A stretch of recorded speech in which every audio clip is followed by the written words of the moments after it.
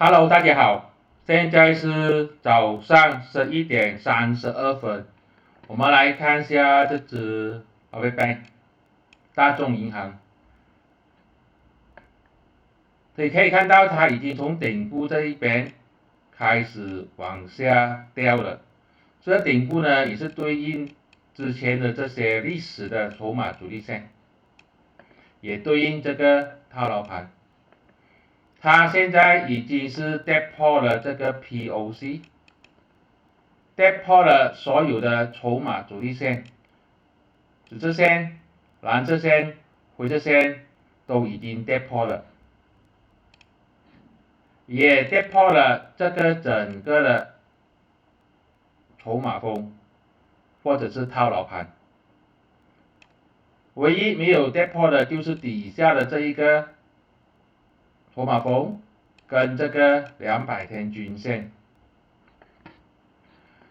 这边套牢盘代表呢，过去一年呢都是亏钱的朋友，都亏钱了，已经跌破了。现在呢就到下一面的这个4.00到4.10的支撑盘，再就看一下他们不可以支撑。如果支撑不住的话，很大机会就会跌破这个4.00，那个时候呢，这个整个都是套牢盘，而底部的这个支撑盘呢是相对的少。这个是什么情况呢？就是说不要随便去追，因为这个套牢盘是非常大的，已经跌破了所有的筹码阻力线。更早之前也是出现了这个熊指标，你看那个背吗？熊指标情况并不是很漂亮。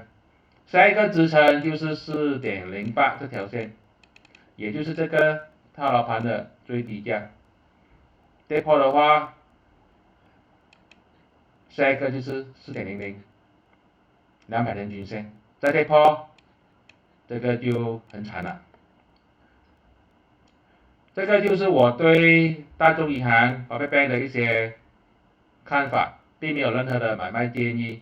如果你喜欢我的视频，就帮我去 share， 帮我去 like。如果你想我继续分析类似的股，就在留言区里面写上1。如果你要加入我的 WhatsApp 小组的话，去留言区里面了解情形。谢谢大家。